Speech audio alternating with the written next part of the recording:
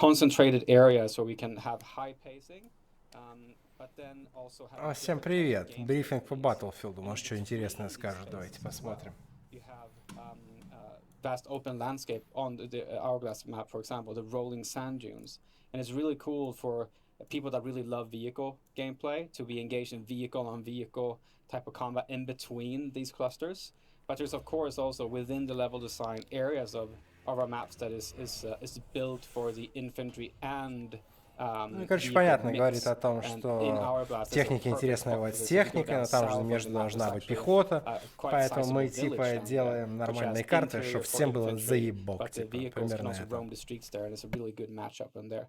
And in the center of the map there you have these massive arches that is overlooking this highway intersection where this massive convoy has run to a stop, and there's lots of vehicles that have been abandoned and stuff like that. So lots of stuff is happening with Conquest and with the level design in order to really bring out the scale and for us to really infuse more battlefield moments and just sandbox gameplay in general, I'd say.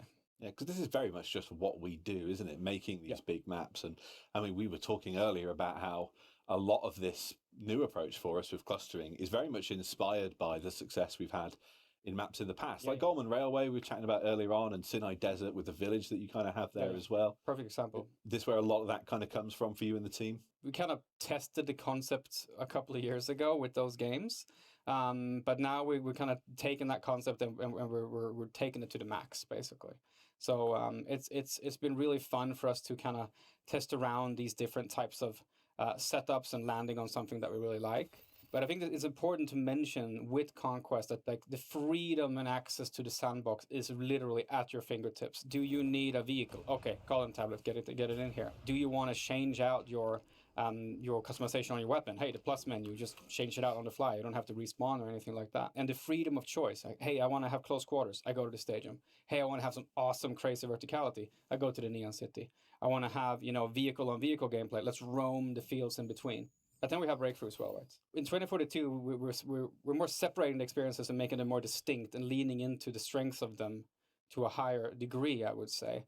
So while you have this, what we call varied pacing in Conquest, where you have this high octane combat situation in the stadium, and then the pacing goes down, and then you call in your vehicle, and then you travel, and you talk, and you strategize. Should we attack the Neon City from the south, from the west? In Breakthrough, it's more like we take 128 players, and it's two teams, the defender and the attacker, and we compress them down to a smaller space. We say, like, now you're going to fight in this sector only. So Breakthrough is this experience where you go on this journey throughout the map, but it's just short time to action. It's just chaotic and crazy, but we're still leaning into the size here as well. Короче, в этом режиме мясо. Если в том режиме, вы поняли, там большая карта, хочешь поехал туда, сюда, там, то здесь в одном месте все сталкиваются, но мясо жесткое. There's a meat grinder in front of me, lots of people dying here, lots of things going on. We're now going to give you ample space to flank around and then take other strategic opportunities as well. Короче, ничего интересного, все в предыдущих Battlefield то же самое. Since we revealed the game and then showed off gameplay last week at Xbox. They are really excited at these changes, but then of course there's so many new players who suddenly are really excited to find out what this is. And I think one of the best new things that we're really adding is that we're creating kind of new ways for people to get into the experience with our use of AI. Нет, я смотрю брифинг по БФ 2042 и стримлю его. For many years, and Battlefield 2042 is kind of the perfect timing with next-gen tech to introduce it. So in Battlefield 2042 you can actually kick off the game and play solo Нет, брифинг. with AI Я squad members слушаю on и a перевожу whole на big team with AI members facing AI. And that's just a great way to kind of learn the basics of the game. У нас в канале вот understanding how ссылка the прямо, vehicles смотри. and gadgets work. And kind of from there graduating into a mix of both with like real humans in PvP and AI. It's just a really good way for us to onboard new players, but actually even in regions where sometimes you don't have enough players online on the service, but just fill it up with AI until everyone comes Не знаю, online. неужели много игроков, которые никогда не играли в БФ, only in Battlefield Mayhem 24/7. которые вот сейчас типа захотели поиграть. Going back to the maps, Daniel, they're big. We've obviously been able to show off one of them with Hourglass in the Нет, trailer. пока нет. Только началось, 6 началось. But just in general, like to help conceptualize it for people, just how big are they? So like when we give these past references to some of our older maps, which are quite big, now we're at 128 players, like how much of a scale increase have we gone for on some of our maps? There's not like a general number we said, like, okay, they need to be 2 times or they need to be 4 times or something like that. We just same kind of staying true to the formula Battlefield in the sense that some maps are smaller than others, but across the board things have increased in size because this is the nature of having 128 players and needing to kind of accommodate for that in terms of pacing. So it has grown in size, but we still have maps that are smaller than for our one of the bigger ones we have. I think it's the second biggest one, next to Irreversible, which is the biggest one we built, and I think that one is 5.9 square kilometers, which is quite insane. But again, in that map, when you go there, we will have the same mentality of the like the clustering. So if you want to have the example you gave, Freeman, with Sinai Desert with the town, it's like if you go into Reversible, there is a place there called the oil port, which is a really big industrial space with silos and also barracks for workers to live in different types of industrial buildings and stuff where you can still get Какая вода вообще, блядь? Over to the side is also a big oil rig, which has a lot of close quarter combat. So it's that concept of choosing where you want to fight in this massive battle. Мы поняли, да. Короче, суть в том, что большое поле боя, есть разные здания, в которых ты можешь воевать. Охуеть. We're launching with 7 for our all-out warfare part of the game. Like, Oscar, which so far have you found to be the absolute coolest? I have to say Kaleidoscope. Again, I'm a big kind of Siege of Shanghai fan from before, but Kaleidoscope's kind of that, but on steroids. You know, with both the wingsuit that we're introducing in the game, the grappling hook that McKay uses, and the zip lines. There's just some like awesome, you know, gameplay that emerges from all of that when players are like flying between skyscrapers, right? Короче, вы поняли, ни хера не рассказывает интересно. How about yourself? Типа можно летать на вингсьюте, есть крюк, охуеть, мне эта карта нравится, она такая открытая, классная. Что-нибудь интересное расскажи. Как технику, блядь, вызывать? Расскажите мне. Например. Да, самое лучшее.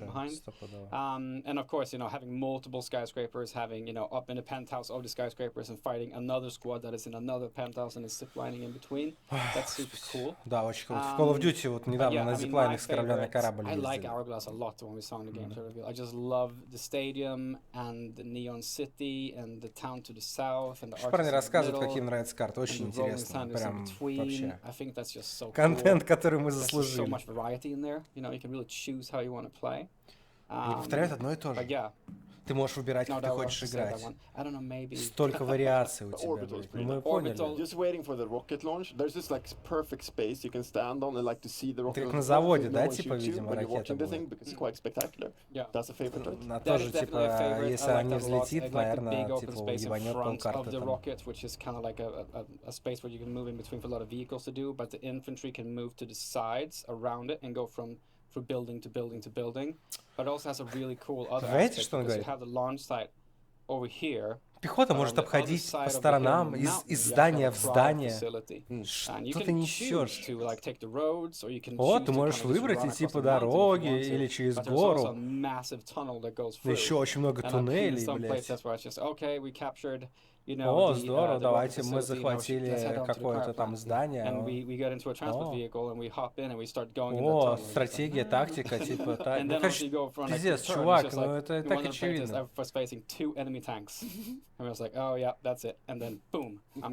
Ну, типа, они вот на тачке встретили, блядь, там танк в туннеле, и им пизда. Охуеть, блядь. Мы это в Battlefield 3 все видели. Помните туннель на пике Домованда? Охренный, кстати, был. I mean, it really is the most common thing, though, because I ask this question of everyone across the studio, and it's always the same every week because we get to play test and we work through all of the different maps. Every week we discover something new that we love about these new ones. It's so cool. Of these maps, though, of course, they're more than just maps. They're very dynamic in their nature of them. We've obviously took a lot of inspiration from our past and looked, you know, now very much at the new technology offered to us by Frostbite and the upgrades that we've done on all our engines. These worlds are a lot more dynamic now, Oscar. Yeah, I mean, we've worked for a good 3 years now on some of these new weather and evolution systems. 3 года работали I remember над in that погодой first pitch и when we talked about the evolution. game, maybe it was Daniel, maybe it was someone else from the design team said like, wouldn't it be cool if we could throw like a real-time tornado onto the battlefield that could turn кто-то сказал, было бы круто, если бы торнадо появлялось, и все нахуй разъебало. We looked over at the tech team and they're like, oh, are we supposed to make Вот this это work? идея. And then kind of a year later we had that first prototype, and I remember us showing it to other Кстати, я так понял, что торнадо будет не скриптованное, а рандомное по времени и месту. И если это так, то это круто. Потому что в BF4 ты всегда знал, когда начнется Revolution, где он произойдет, условно говоря. Например, песчаная буря. Ты на самолете летал, ты знал, ага, по таймингу, я не помню, пора спрыгивать с самолета, делать тут будет нехуй, знаешь, там типа.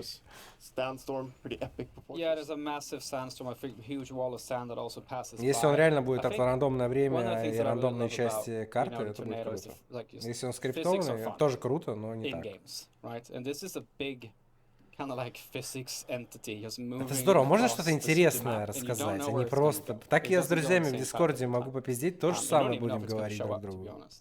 And it just causes a lot of those, you know, unexpected, fun physics moments where there's this the scenario I described in the event where I'm just like I'm running. That was on orbital, and I was running from the rocket towards the rocket assembly building. Он бежал, блядь, ракете в открытом и, конечно, я был тупым, я могу здесь пробежать без проблем, я начал бежать, блядь, и потом, знаете, я просто начал бежать и выстрелы, ой, я тупой. Ой, я увидел там снайпера, он был не в здании, а где-то там какой-то хуйне сидел. Все для меня кончено. Я начал там пытаться матрицу включить, уворачиваться. И тут где-то шторм начал, блядь, поднимать эти тачки, блядь, транспорт. Кто-то бежал, блядь. Типа и на снайпера заебошило, короче. И он такой, вау, круто. Ну, это здорово, но это типа и так понятно, спасибо. Да, это песочница, спасибо, дорогой. Да, но это и так это, ну, как бы это и было всегда, нет? Пишет много чего нового, блядь. Пока ничего в ролике прям кардинально нового я, кстати, не увидел. Это BF4 на минималках, но я именно такую игру и хочу, так что у меня претензий никаких. Просто хули мы здесь сидим и мусолим, просто сопли жуем какие-то.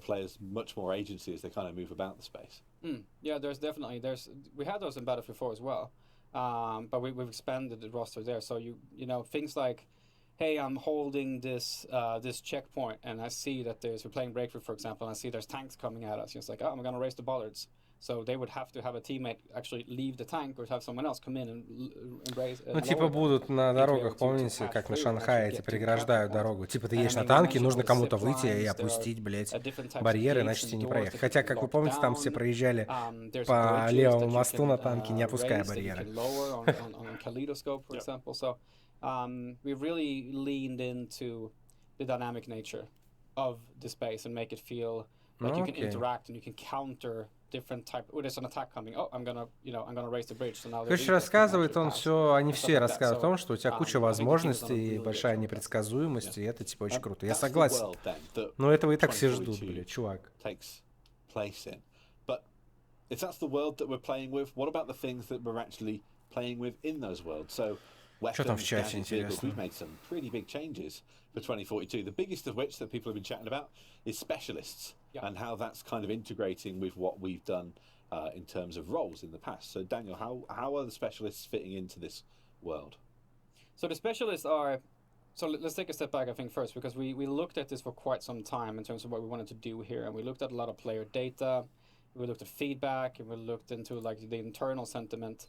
And there was a lot of things we can also see through the data specifically that a lot of players chose their class based on the primary weapon that was available. Meaning you didn't choose necessarily a recon because of the gadgetry, but you Ну, короче, он говорит о изменении, что специалисты появились, типа раньше были классы, тебе нужно было выбирать основное оружие, сейчас типа тебе не нужно. Понятно. То есть ты, типа, можешь взять любое оружие, в том числе гранатомет, как понимаю, за любого. Ну, у каждого есть своя особенность. Условно говоря, как в Радуге там и так далее. Ну, это мы и так, блядь, все знаем уже. Алло, блядь. Расскажи что-нибудь новое, интересное, пожалуйста. Миша, они просто заебали. Они 10 минут говорят о том, что эта игра, в ней столько возможностей, и ты можешь сидеть в одном здании, побежать в другое, это такая песочница, и все, ничего интересного не рассказали. Вот я только что рассказал то, что он будет рассказывать в ближайшие 5 минут, нахуй, сука. Типа он рассказывает, что вот за снайпера ты должен был взять снайперку, а можешь взять... Ну, кстати, ты раньше мог взять за снайпера шотган и так далее. Ну, пиздит. Раньше тоже можно было, кроме основного оружия, ты мог взять любые шотганы и дохуя чего там.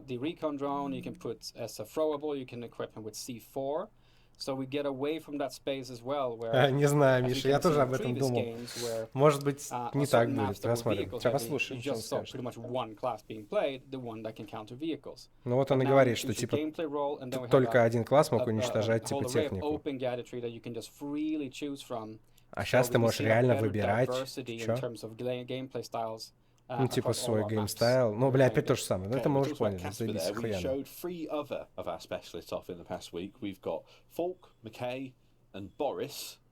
Favorite of the bunch? Oh yeah, I always get into too much trouble. I'm a way too aggressive Battlefield player, so the grappling hook with McKay helps a whole lot. But there's something special, right, with Falk as well.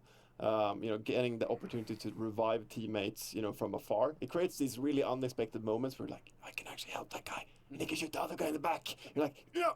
And like, it's never felt so great to actually revive a person that kind of really help the team move forward. Yeah, no, Falk is really good. I think that's going to be a really favorite type of specialist for people that were really into medic type of gameplay. But I think we need to just quickly mention that like Falk sits under the support class category, and we're kind of поддержка класс категории. Ну, что-то интересное. Спасибо. Supports the teammates through, you know, ammo distribution, or through reviving or healing.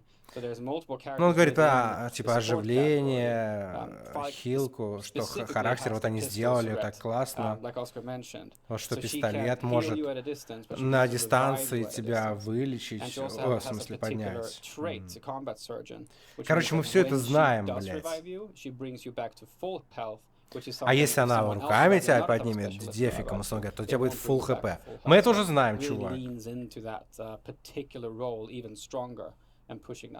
Очень, да. Of course, we have Boris as well, who's fulfilling an engineer role for us. First time we've had that engineer role back in quite some time. Типа инженера его называют. So Boris is a really cool guy. He has the sentry system as his particular gadget, and this is a sentry system that Boris can place down. Прикинь, чувак, он рассказывает, что у него. Ну мы это знаем, мы это видим, блядь. Ну мы понимаем, что тюрель, она, блядь, стреляет нахуй. That Boris has means that he needs to be close to the sentry for it to be able to actually be as effective as it can be, and it's also quite of a squishy gadget in that sense. Because it's a perfect thing for someone like Casper, for example, who sits at a distance with his recon drone. Because то есть Каспер сидит на расстоянии, он летает дронами и ищет типа всякую хуйню и стреляет дротиками в турель, и турель типа разъебывается. Запомните. Это охуеть. Мы бы сами не догадались. Очень интересно. Да, еще дохуя специалистов. Да, давайте на оружие посмотрим. We've got a great selection of weapons already in the game, but there's a very significant gameplay change that we kind of lightly touched on earlier on. People would have seen it for the first time during our gameplay reveal this past weekend. Сейчас про оружие будут рассказывать, про насадки. It is. It's one of those things where, particularly, let's say, it was one of those things that, like, you know, from a conceptual state, when it was on paper, and just did, you know, conceptual markups of it. Историю рассказывать, естественно. как мы там, когда это было на бумаге, потом когда мы воткнули в игру, мы поняли, что что-то, блядь, не так, начали, блядь, это менять. Ну, короче, вы поняли, всякая хуйня. Окей. Сколько, блядь, приблуд можно повесить на ствол до матча? Отвечай.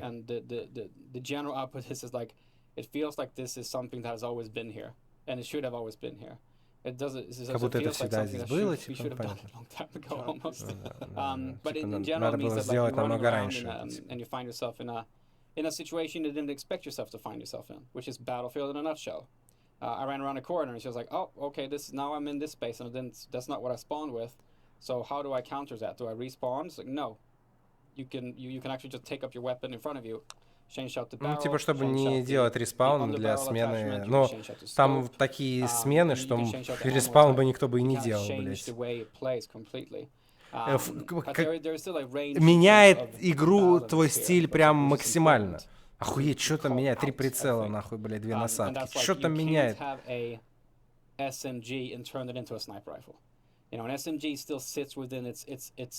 Ну, короче, он говорит, что все равно все в районах категории. Ты не можешь, типа, поставить снайперский прицел, да, на какой-нибудь машин-ган. Понимаете, да? То есть не то, что ты X16 можешь захуярить там. То есть есть какие-то короткие изменения, но они в пределах класса оружия.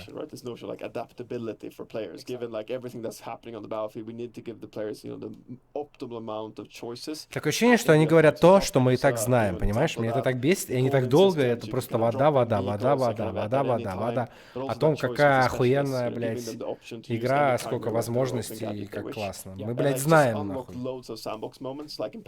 Бесит реально. And the only way to kind of change your gear was actually more or less to redeploy. And now you're taking these kind of. Короче, говорит, что вы можете поменять свою снарягу лучше, чем, типа, передислоцироваться. Ну, блядь, да, охуеть, окей. This is crazy frog. Без понятия. Вижу тоже, что и ты в прямом эфире, не могу тебе ответить.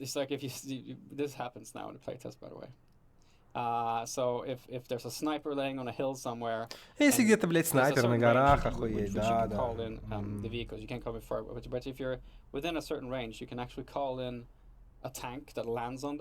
Ты можешь вызвать танк, который заебошит, типа, снайпера сверху. Ну, это прикольно. Типа как лоудаут в Call of Duty. Ну да, очень весело, но проходили, как говорится. Open gadgets, but of course we've also got our class gadgets as well. Like, they really do amp up the sandbox nature of the gameplay. Ну, типа, есть классовые гаджеты и общие гаджеты, понятно. And then we have the bucket of open gadgetry. And the open gadgetry bucket is very varied and diverse. And it means that you can stick with a specialist and still, you know, be eligible in every situation you find yourself in, because you can. Короче, говорит про большую вариативность открытых вот этих гаджетов, что ты можешь быть каким-то специалистом, но также иметь какой-то гаджет общий, блядь, который тебе, сука. Да, моя основная роль хилер, блядь. Но в ситуации боя, блядь, там ебать танк нахуй, надо что-то делать. И это новое для Battlefield. Типа ты можешь его ебануть, я так понимаю. Но он не сказал конкретно про гранатомет. The little bird's back. Yes, please. We love to see it.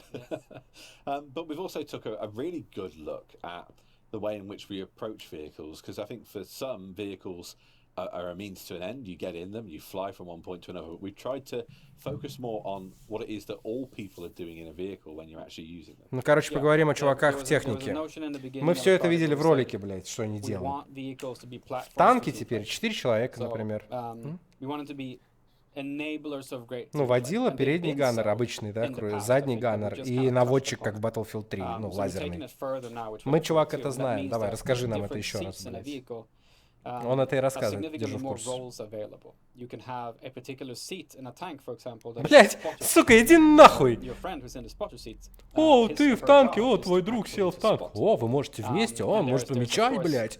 Охуеть. Что-то меня бесит. Что это за... Это для кого? Это, короче... хуйня для людей, которые никогда не играли в Battlefield, не смотрели, не знаю, ролик, и они такие, типа, такие, о, ну какая-то игра, Battlefield, говорит, пиздатая, надо купить, давайте посмотрим. И вот они просто, блядь, рассказывают, вот это все. Не знаю. Так, что там? Про ракетонщик прослушал. So it's perfect if someone is pursuing you and chasing you, and you just put down some mines on the go, and you see them blow up behind you. Что-то про мины я не понял. Короче, как-то можно взорвать мины сзади тебя, блядь, проезжая по ним. Я думал, он просто говорил, что можно пометить мины, блядь, их объехать, и они взорвутся за тобой, блядь. Они создавали это, Миша, походу.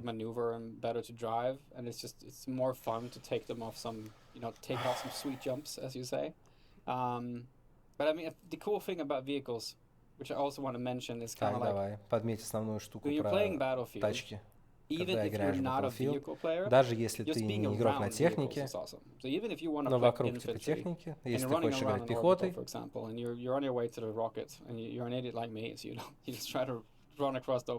ты просто бежишь посередине, как он долбоёб.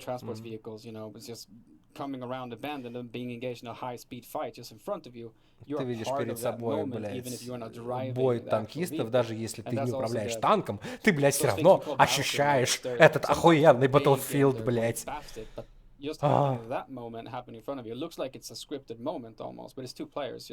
Это выглядит как заскриптованный момент, но на самом деле это два человека на танках воюют перед тобой, и ты, блядь, все это видишь, нихуя себе!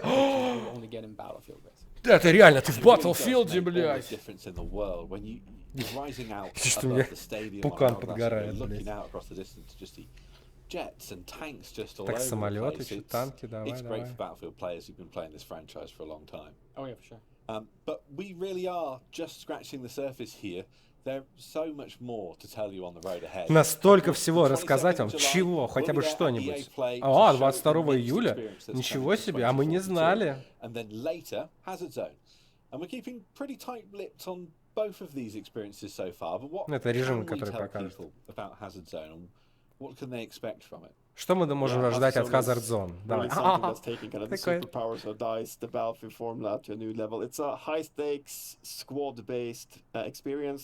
Основанный на склад, не батл рояль, сквады какая-то, блядь, война сквадов.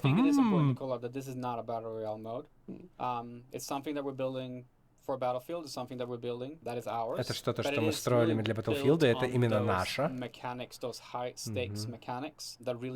Какая-то охуенная механика, блядь.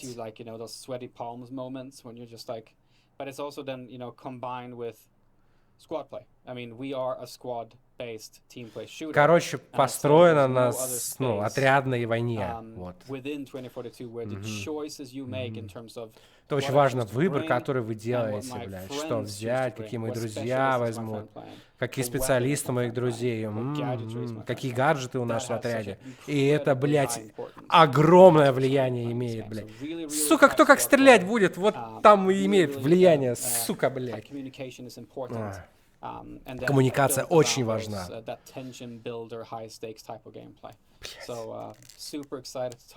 Я очень-очень хочу об этом говорить. Да. Ну не сейчас, попозже, ребят. We've started to talk a little bit about his live service. So we definitely are happy to talk to people about what our approach is so far. So what are we saying so far? So most importantly, we want to make sure that we take the best of the learnings we've had from the likes of, say, Battlefield 5, where we can keep all our players together. Yeah, I mean, that was a big decision we made really early on in the project. We don't want to split our community in any way when it comes to не будем разделять all of the new locations we'll head out to in part of the live service, free for everyone as part of that. And then we are introducing a battle pass as part of our seasons. We've announced 4 seasons as part of the first year. Every season will also come with a specialist. The battle pass system has 2 tiers, the free tier and the premium tier. And all of your gameplay hardware you'll of course find in the free tier and in the premium tier. Ну, это мы все знаем, ребят, вы понимаете, да? Они просто рассказывают дорожную карту, в которой нихуя не известно. Но уже покупайте предзаказы, конечно же. Показали трейлер, блядь. Я, кстати, купил, но я долбоеб. Не делайте, как Артем. Покупайте после беты, как минимум. О, да. Мы вернемся, давай. Да. Когда... Вот сколько идет? 30 минут. Нихуя не сказал. Только что можно, блядь, вызвать танк, типа, на снайпера. Значит, его можно в любую точку как-то по лазеру, видимо, вызвать, не рядом с собой. Это единственное, что, типа, я, так подчеркнул. Все остальное просто вода. Вот просто прям жесткая вода. Я в шоке просто. Реально в шоке. Ничего не сказали. Вообще. Им надо, блядь, в политику идти, нахуй.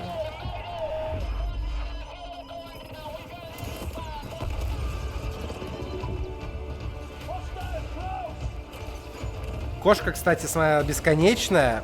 И вот здесь у нее КД, видите, вокруг прицела идет на откат назад. То есть она КДшится. Ну и справа внизу, соответственно, она тоже КДшится. А вингсьют, он, короче, ограниченный. Поняли? То есть ты типа не можешь бесконечно летать по карте.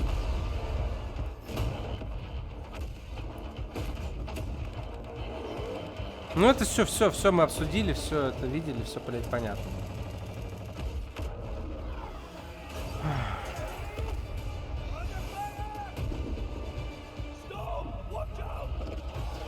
Storm, watch out!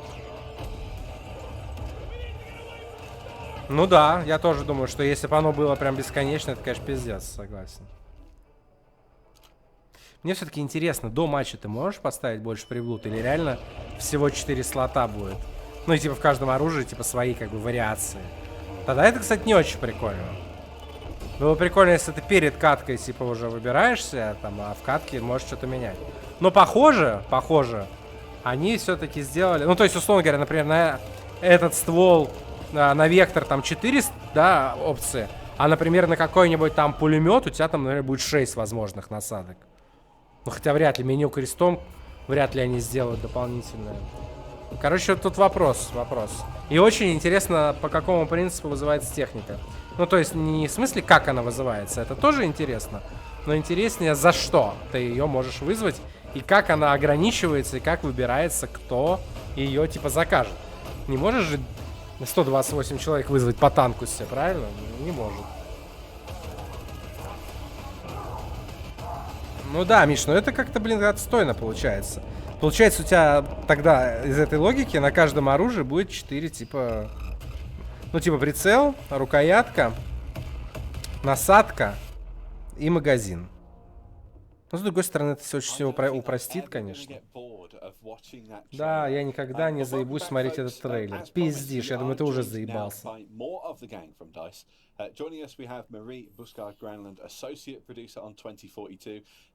Может быть, Миш. О! Новые чуваки, супер. Дизайнер-директор, давай. You realize this is the largest collection of DICE employees that has happened now in what, close to a year and a half? Yeah, it's been north of a year, right? I think we met yesterday. Он сам не играл ни во что, Миша. Не хватает черного на презентации. Баба есть, азиат есть, блять, а черного нет. Пиздец. Им пизда. That we dreamed about, maybe. Ну, естественно, кто-то из них гей, а она явно не традиционная.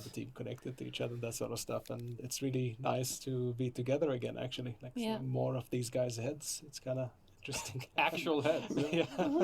3D. Чуваки, мы пришли послушать что-то интересное про игру, которую мы ждем. Вы заебали пиздеть о всякой хуйне. Ходим без очков, да. Your favorite parts of this, because there's so much cool stuff happening in there, a lot of which is work that you guys helped to shape up, but But Marie, like when you're watching that trailer back this weekend, like. Мари, когда ты смотрел этот трейлер, я просто перевожу, чтобы вы понимали, что это хуйня. А чего ты больше всего улыбнулась, блядь, касается? О, я думаю, это Мдзуки. Да? I think the last couple of months we have been working on this game so tirelessly.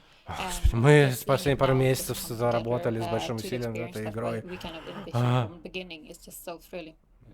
Nicole, did you have a favorite part looking back on it? It's really when you're seeing all those vehicles in action at last, because previously whenever you're looking at one of these kinds of trailers, you just go, okay, there's a bunch of infantry, there's some scattered vehicle action, and this time you have them out there in strength, and then you're seeing all that crazy action going on. Что вы несете? Невероятный экшен, пехота, танки, все происходит вместе, это просто невероятно. Вот так я чувствую Battlefield. Your favorite part? For me it was the tornado actually. Торнадо, блядь, для меня было. Это просто... Я когда первый раз его увидел на презентации, это просто было, блядь, охуеть. Как же мы это построили? Ха-ха-ха. It really is exciting as well, because like we had your story from earlier on, Dan, about how it changed the gameplay experience. But I mean, we all play out regularly, and it is crazy just how many different stories we each kind of have about, you know, these big kind of events that happen on the maps. Like Oscar, you've certainly enjoyed your time wingsuiting around in that thing. Yeah, I mean, for some reason, I start every single morning the same way. So get up early, download the latest build, and then take my kids to school and daycare, and then I sit down and enjoy a breakthrough round with AI. And there's always like a good 5-10 minutes of wingsuiting for no apparent reason. Он просто летает на вингсьюте, окей. It's just pretty rad. Хуян, заебись. Купи себе симулятор вингсьюта. Let's get back into some more of the details then that we were chatting about just before we watched that trailer. Да, Миша, именно это я не говорю. Без шуток, реально, это пиздец. We've obviously taken lots of different approaches to it over the years, but with this, we've really tried to think about the best possible player experience, haven't we? Especially now with the move towards the specialist system. Ух ты, мы ввели специалистов. Ты только что про это рассказывал, блядь. Оружие теперь. Ну, блядь, ты только что все это рассказывали про специалистов. Ну, алло. Да, прогресс, больше агрессии, да. Ты можешь все одновременно делать, да. Да, можешь использовать все на всем, блядь, технику, карты, самолеты, охуеть, блядь. Looking a way to streamline it, make it more engaging for the players. Because that really is like the best part of the experience really now. Because when we rank up, когда мы получаем следующий ранг, one thing, I'm going to sit on assault or sit on an assault rifle class and try and work towards that next unlock. But now you find you're unlocking new equipment. It's making you change the way you think about some of the specialists you maybe haven't played already. You're making you think, oh, but if I use this now with this specialist, this changes the experience up quite a lot, doesn't it? Господи, опять. Если я поменяю это оружие за специалиста, это же полностью изменит весь, блядь, ебучий геймплей и вообще весь экспириенс этой игры. Another class to play something, you go like, yeah, but I don't want to use this weapon type. So I'm just not going to. But this time around with the new. Они опять говорят про оружие. Я не буду использовать оружие, я возьму что-то другое, да. Это же песочница. It's easier for people to kind of just jump around and test different things. And if you really have можно просто тестить разные вещи. Да. Оружие, которое тебе нравится. Ты можешь взять это оружие с любым специалистом. Да, да. Вы это говорили 20 минут назад, в течение 10 минут, блядь. Exclusively avoided the recon class because I'm just a potato sniper. Обсуждаем снайпера, давайте. We've had so many cool gadgets and functions available in that kind of class. Очень много функций, гаджетов. Но теперь поменяла твою. Так, давай. I think absolutely, and especially I always like to talk about Casper when you've got a motion sensor down there and you know there's someone in the area, your situational awareness changes. Господи, он говорит то же самое. On one hand you can say, I'm going to take a shotgun. Я могу взять шотган. О, снайпер не имеет шотгана, я могу взять шотган. О, у него SMG, Вы ебанутые?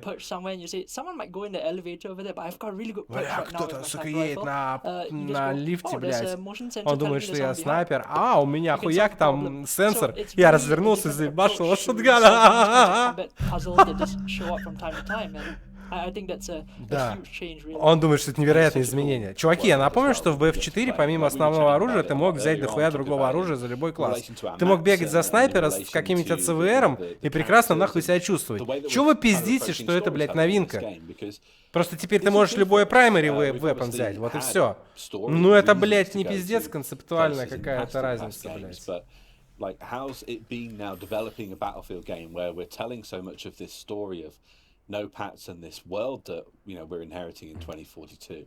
As designers and producers, like, is it changing your approach to the content that you guys make? I think because this time around we also are trying to enrich the because we don't have a single-player campaign. У нас нет одиночки здесь. Using the lore of the world.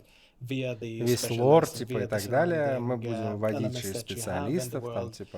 And we're gonna take that even further during the live service, so it made us approach growing the lore of the universe in a very different way that is embedded. Короче, по-другому будут преподносить лор, но это, чуваки, мы тоже уже поняли, в смысле... Короче, пока ты будешь играть, ты будешь узнавать про этот мир. Охуеть. Блять, новость.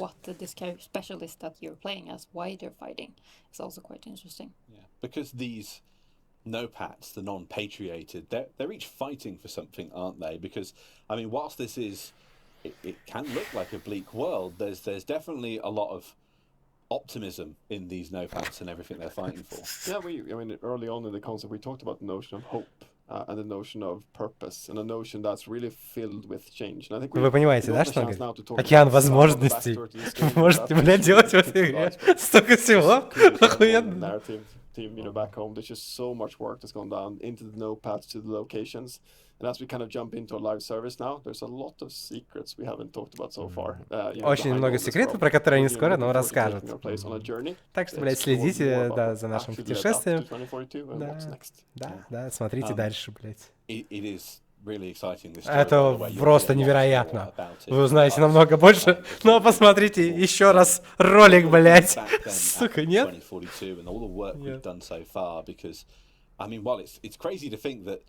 This last week really has been the first time players are learning about it. We've been living with this secret now for quite a while. Like, now that we've reached this kind of checkpoint for us as a team, when you're looking back, like, what's the big thing that you're so proud of and so excited for players? Ты заебал, мне похуй, о чем они там гордятся, блядь. I mean, there's типа, so чем вы much больше to всего, really блядь, talk about when it comes to this, but I'm always talking about, say, the setting, right? Because you are really Он все время говорит that о kind of сеттинге. modern era where there's so Современная, many типа, война. opportunities, and when you have new Очень много возможностей. Вы можете все это объединить. Military hardware, it's about all the other stuff типа military hardware, ну это вы поняли, да, hardware, как переводится, блядь. Ну, типа телефоны, компьютеры, оборудование. Да. Короче, охуенно, блядь. Промокли. Не знаю, высуши их, Миш. Динамические элементы, они очень интересные. Они комбинируются со всей этой... Короче, запомните 3 слова. Песочница, Battlefield, невероятно. Там пехота с техникой, просто, блядь, зрелище. В принципе, вот 40 минут они говорят это, и все. The experience we're going to build, but it's quite incredible, really, that the instant we start, more potential opens up for us, and we really must have evolved so much since that original concept when we sat down those years ago. No, it's evolved quite some, but I think that's also the nature of Battlefield, right? We always have kind of like a notion of like, okay, these are the tools that we're going to give you, but we know from experience that every single game we release, there's combinations that we haven't really thought of. There's things that people are going to do that we haven't really thought of, and like sometimes it takes some extreme cases, but most of the time it's actually just part of that sandbox fun that makes Battlefield. Ну просто, слышите, sandbox fun. So I'm excited for Точка, блядь. For 2042 coming out and actually getting in the hands of the players, because there's more opportunities in these games to find these намного больше возможностей в этой crazy игре, moments чтобы that we найти. necessarily didn't find in our testing, that people are just going to find when they play. Люди обнаружат, пока будут играть. What everyone can come up with, basically. Да. I mean, it's crazy as well, because even though there's so many of us from across DICE here in Stockholm here, and again, there's so many more of us just sat at home kind of watching this live with you guys right now. But it isn't just DICE that's helping to work and shape this new era of Battlefield. Of course, we've got so many more teams, including DICE. Ну, типа не только DICE, он говорит, куча команд. Yeah, maybe first mentioned, now we have folks in Stockholm, in Gothenburg, in Guildford, in LA. Ну, короче, рассказывают про студии, LA, Стокгольм, короче, по всему миру. Все помогали строить 2020. But the stuff that's actually getting built out of DICE LA is quite special. The team joined our big team meeting. I think we broke some kind of Zoom world. Ну, это тоже невероятно интересная информация. And they got the chance to show the latest update from that experience. I think our chat kind of exploded. The team's super pumped, and we're just looking forward to July 22nd at EA Play Live. Короче, ждем July 22, блядь, и увидим какой-то охуенный пиздец. Прям вообще. I'm big time excited what our friends at DICE LA have to show you at EA Play. So DICE LA, да, покажет нам 2 июля. Он обещает, если вы это смотрите, вы не хотите это пропустить. Что, все? Серьезно? Серьезно все? Вы что, охуели, что ли? Я сейчас отменю предзаказ, блядь. Нахуй это было? Кому это нужно? Bang on the notifications, and from me and the gang working across 2042. Stay safe, stay healthy. Они реально закончили брифинг. Ребят, это пиздец. Ну, при всем уважении, я ебать фанат Battlefield, я очень жду 2042, и... Но, типа, камон, зачем? Кому нужен был этот брифинг? Чтобы что? Кто? Ну, типа, алло, вообще. Ноль информации, ноль. Просто, блядь. Просто вода. Просто пиздец. Просто потраченные 45 минут времени зазря, ребят. Тёмыч, ты все понял? Да, я все понял. Они охуели просто. Я не знаю, я как бы, ну, я ничего против не имею, в смысле там игры и бла-бла и так далее. Просто меня выбесило, зачем мне 45 минут рассказывали одно и то же разные люди. И не рассказали ничего. Ну, то есть они, нет, если бы я никогда не играл в Battlefield, типа я бы такой посмотрел, Battlefield это игра, где, бля, есть техника, нахуй, пехота, и там есть вариативности, можно, блядь, что-то там менять стволы, нихуя себе, можно побежать напрямую, а можно через дом, охуеть, бля, еще есть торнадо, специалисты, класс. Блядь, ну типа, я бы также посмотрел ролик, если бы никогда не играл в Battlefield, и ебать также все понял, как в принципе я вот его, ну может потому что я играл в Battlefield, и там больше понял, и мне типа есть чем сравнивать, ну имеется в виду там, что там в танке теперь типа не 2 человека, а 4, ну и так далее, да. Но типа, камон, ребята, это, короче, какая-то полная поеботина. Поздравьте, меня купил. Поздравляю. Ладно, ребят, подписывайтесь на Twitch, на Twitch стримы, на YouTube ролики, YouTube тоже не пропускайте. Там, кстати, есть куча роликов по Battlefield, всяких старых нарезочек, можно посмотреть. Года так 13-го, там, 14-го. Вот, ну и, как сказали на трансляции в конце, берегите себя, не болейте. Вот. Увидимся, видимо, по Battlefield 22 июля. Естественно, буду стримить. Может, что-то будет раньше тоже. Естественно, расскажу вам про это. Лайки, подписки, колокола. Всем пока-пока и писки-пис. Спасибо.